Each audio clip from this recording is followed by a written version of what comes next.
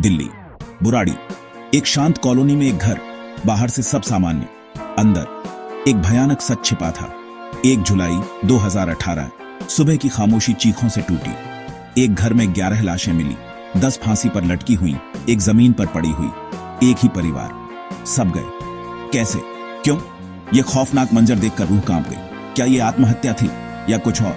Police जांच में जुटी, सवालों का अंबार, जवाब कोई नहीं। बुराड़ी केस, एक ऐसा रहस्य जो आज भी हमारी रूह को हिला देता है।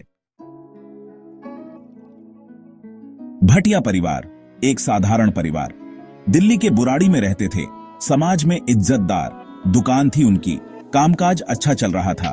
कोई दुश्मनी नहीं, कोई कर्ज नहीं। बच्चे पढ़ाई करते थे। बड़े बेटा ललित परिवार का ख्याल रखता था। सब ठीक था। फिर अचानक यह हुआ कैसे? क्या इस खुशहाल परिवार के पीछे कोई काला सच छुपा था या कुछ और था? घर के अंदर का मंजर रूह कंपा देने वाला था।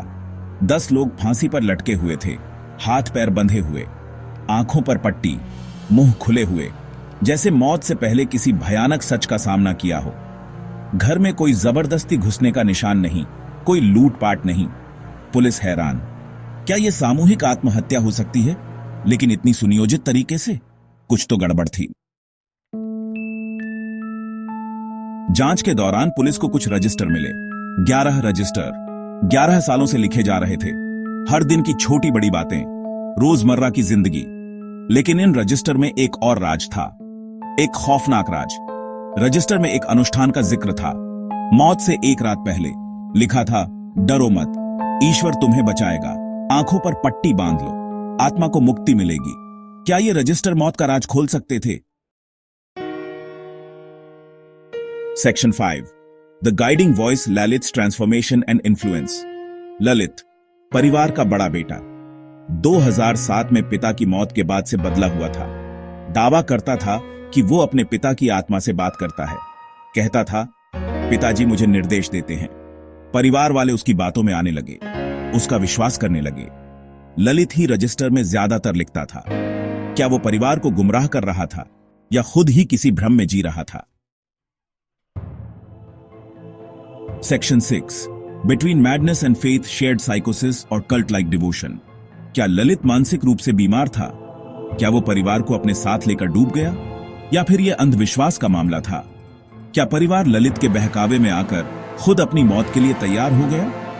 पुलिस जांच में दोनों ही संभावनाएं सामने आईं, लेकिन कोई पुख्ता सबूत नहीं मिला। सच क्या था, यह आज भी एक रहस्य है। Section 7, echoes of Burari, the Vasant Kunj connection. Burari कांड के कुछ साल बाद दिल्ली के वसंत कुंज इलाके में एक और खौफनाक घटना घटी। एक व्यक्ति और उसकी 4 बेटियां मृत पाए गए।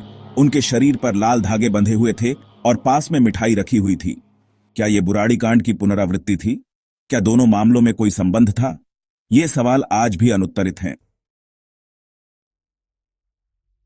Section 8, unanswered questions, a puzzle without an and. Burari कांड आज भी एक अनसुलझी पहेली है। क्या परिवार ने अपनी मर्जी से जान दी? क्या कोई 12वां व्यक्ति था जो इस घटना में शामिल था? इन सवालों के जवाब आज तक नहीं मिल पाए। पुलिस ने जांच बंद कर दी, लेकिन लोगों के जहन में आज भी ये सवाल कौंधते रहते हैं। Section 9, the lingering shadow, Burari's enduring mystery. Burari कांड एक भयानक याद दिलाता है, अंधविश्वास और मानसिक बीमारी के खतरे की याद दिलाता है।